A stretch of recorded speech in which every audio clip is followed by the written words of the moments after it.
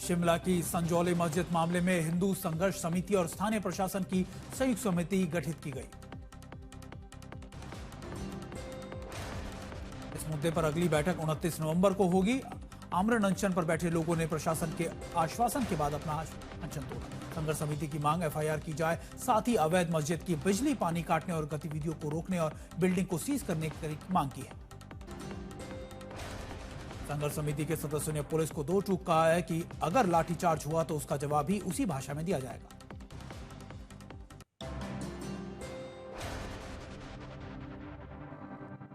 सांगली के छात्र ने दिल्ली में की आत्महत्या। 10वीं क्लास में पढ़ने वाले छात्र ने की आत्महत्या। पिता का आरोप, टीचरों से परेशान होकर उठाए कदम।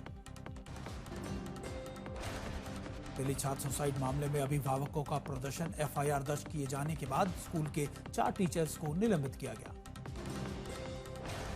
साथ ही दिल्ली सरकार ने शिक्षा निदेशालय की एक हाई लेवल जांच कमेटी का गठन किया है।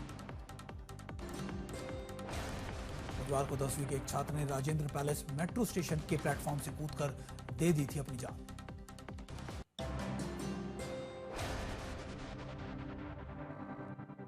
झारखंड से पश्चिम बंगाल तक ईडी की बड़ी कार्रवाई। 40 से अधिक ठिकानों पर रेड। झारखंड में 18, पश्चिम बंगाल में 24 जगहों पर सर्च ऑपरेशन। पश्चिम बंगाल में ईडी की बड़ी छापेमारी। जब्त कैश और सोने की तस्वीरें आई सामने। सर्च ऑपरेशन में 100 से अधिक ईडी अधिकारी और कर्मचारी हुए शामिल। सुबह करीब 6 बजे से छापेमारी जारी। धनबाद में ईडी की बड़ी कार्रवाई। कोल कारोबारी के 16 ठिकानों पर छापेमारी। ईडी छापेमारी में बाधा डाली जाने की कोशिश की गई। एलबी सिंह ने अफसरों को रोकने के लिए पालतू कुत्ते छोड़ दिए।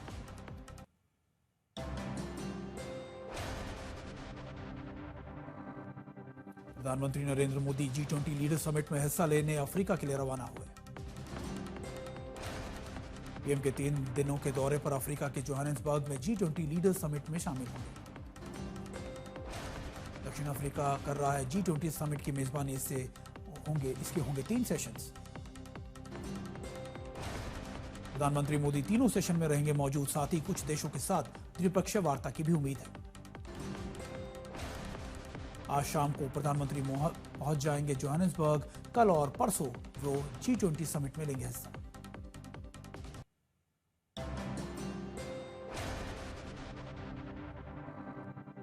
बिहार में शपथ ग्रहण के बाद आज नीतीश कैबिनेट की पहली बैठक संभव। विधानसभा सत्र पर हो सकता है फैसला। विभागों के बंटवारे पर भी मोहर की उम्मीद है।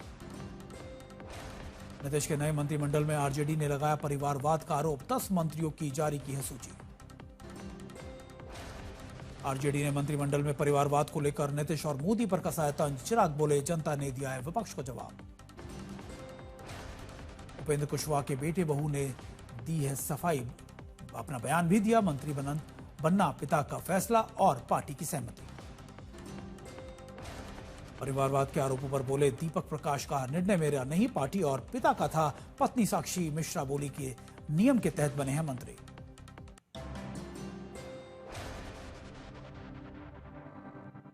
एसआईआर के खिलाफ विपक्ष ने फिर खोला अपना मोर्चा। सीएम ममता ने मुख्य चुनाव आयुक्त को लिखा शिकायती पत्र। ममता ने हालातों को बताया चिंताजनक। कहा अस्थिर प्रक्रिया की वजह से मतदाताओं से मिलना मुश्किल हुआ है। शुभेंदु अधिकारी ने मुख्य चुनाव आयुक्त को ममता बनर्जी के पत्र लिखने को लेकर भ्रामक और राजनीति से प्रेरित बताया। गिरिराज सिंह का बड़ा बयान। बोले बंगाल में एसआईआर होकर रहेगा। बंगाल को बांग्लादेश नहीं बनने देंगे।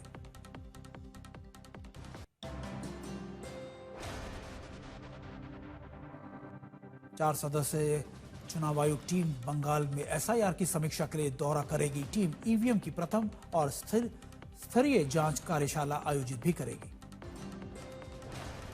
14 दिसंबर को एसआईआर वोट चोरी के आरोपों को लेकर दिल्ली में रामलीला मैदान में कांग्रेस बड़ी रैली करेगी।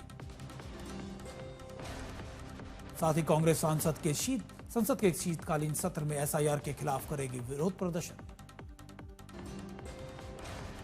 सुप्रीम कोर्ट में एसआईआर के खिलाफ कानूनी लड़ाई तेज। सीजीआई ने केरल सरकार और आईएमयूएल की एसआईआर को स्थगित करने वाली याचिका पर सुनवाई का फैसला किया। बिल मंजूरी पर सुप्रीम कोर्ट ने अपना पुराना फैसला पलटा, कहा कि तय नहीं की जा सकती समय सीमा, लेकिन राज्यपाल नहीं लटका सकते बिल।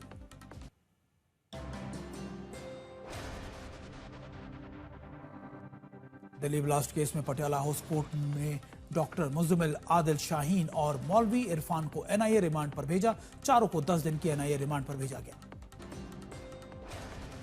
4 आरोपियों की गिरफ्तारी के बाद अब दिल्ली ब्लास्ट केस में अरेस्ट होने वाले आतंकियों की संख्या 6 हुई। एनआईए ने 15 दिन के रिमांड की मांग की थी। अल फलाह यूनिवर्सिटी के 200 डॉक्टर और कर्मचारी जांच के घेरे में आतंकियों से जुड़े होने का इन पर शक है।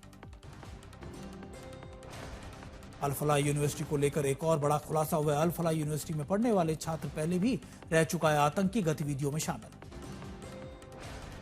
2008 में हुए दिल्ली सीरियल ब्लास्ट और अहमदाबाद बम धमाके में शामिल था आतंकी। उस दौरान मिर्जा शादाब बेग बीटेक कर रहा था।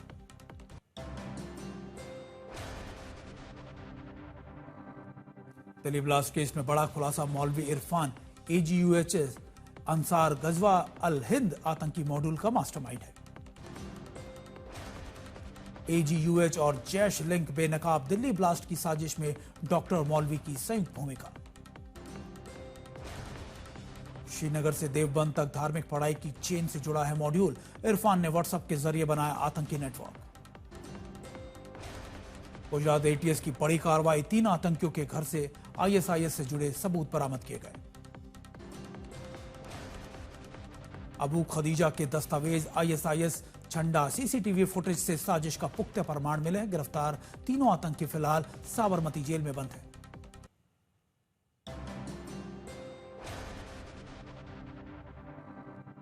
साहित्य आज तक 2025 का आगाज हुआ है। दिल्ली के मेजर ध्यानचंद नेशनल स्टेडियम में 21 से 23 नवंबर तक सम्मेलन, साहित्य, संगीत और अभिनय और कला के दिग्गजों का अनोखा समागम होगा। इस साल साहित्य आज तक में खास आकर्षण का केंद्र कुमार विश्वास 3 दिन रामकथा का मंचन करेंगे। नेहा कक्कड़ और अल्ताफ राजा बांधेंगे समा। पहले दिन यानी आज पीयूष मिश्रा, अल्ताफ राजा की खास पेशकश भी होगी।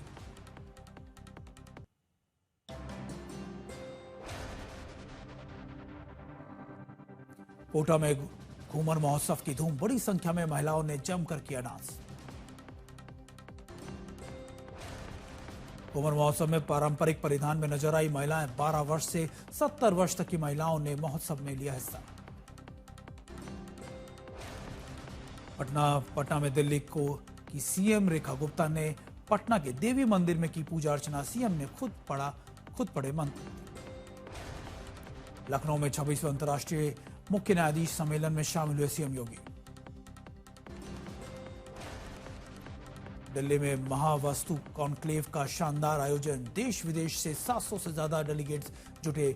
वास्तु और पामिस्ट्री का वर्कशॉप बना आकर्षण का केंद्र।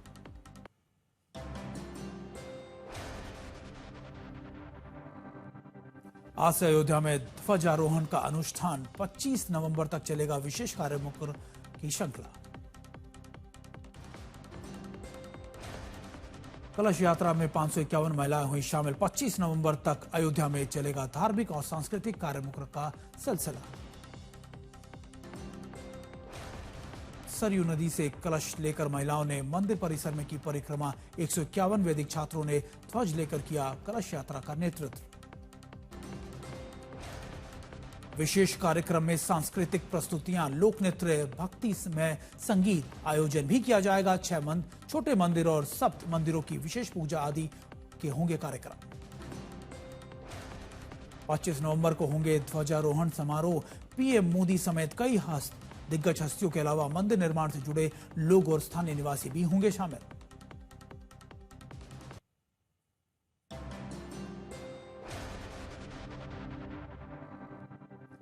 दिल्ली में हवा बेहद खतरनाक हुई। 3 दिन में AQI 400 के स्तर से पार हुआ। गंभीर श्रेणी में पहुंच चुका है हवा का लेवल। दिल्ली से लेकर आसपास के इलाकों में सांस लेना हुआ मुश्किल। हवा में खुला जहर, सांस के रोगों में बढ़ोतरी हुई। दिल्ली का प्रदूषण मुख्य रूप से वाहन उद्योग, पावर प्लांट और कचरा जलाने से हुआ है। आसपास के राज्यों में जल रही पराली भी इसका अहम कारण है। दिल्ली NCR में वायु गुणवत्ता बेहद खराब हुई। धुएं से आईजीआई हवाई अड्डे से सामने आई प्रदूषण की तस्वीरें।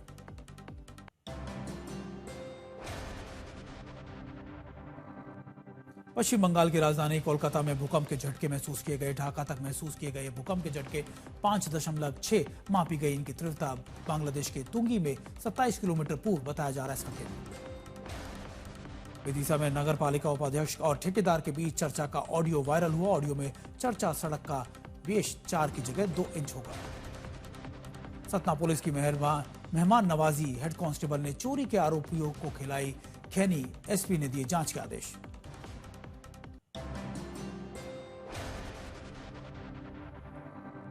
पुलवामा के रिहायशी इलाकों में अचानक लगी भीषण आग। कई घर जलकर खाक हुए। भीषण आग से इलाके में मचा हड़कंप। दूर दूर तक उठी दिखाई दी आग की लपटें।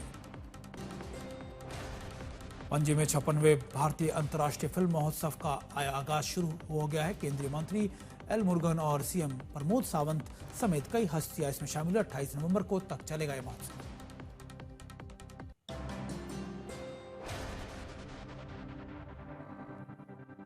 केरल के कोलम में गैस सिलेंडर ब्लास्ट में लगी भीषण आग। 3 घर पूरी तरीके से नष्ट हुए। आसमान को छूती नजर आई आग की लपटें। घर जलने के बाद परिवार बेघर। कड़ी मशक्कत के बाद आग पर काबू पाया गया। प्रभावित लोगों को अस्थायी शिविर में शिफ्ट किया गया।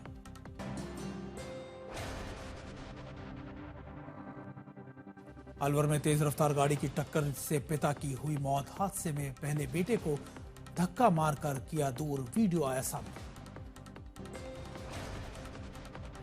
गुजरात के आनंद में स्कूल में सिर्फ 1 से 3 मिनट लेट होने की वजह से बच्चों को ठंड से बाहर बैठाया गया। 4-5 घंटे बच्चे क्लास के बाहर बैठे रहे। गुजरात में तेज रफ्तार कार ने बाइक सवार 3 युवकों को मारी टक्कर। 2 की मौत। गुस्साए लोगों ने जीटी रोड को किया जाम। रोहतक में प्रेम विवाह से नाराज भाई ने अपने 3 साथियों के साथ बहन की हत्या की। मुठभेड़ में आरोपी को लगी गोली।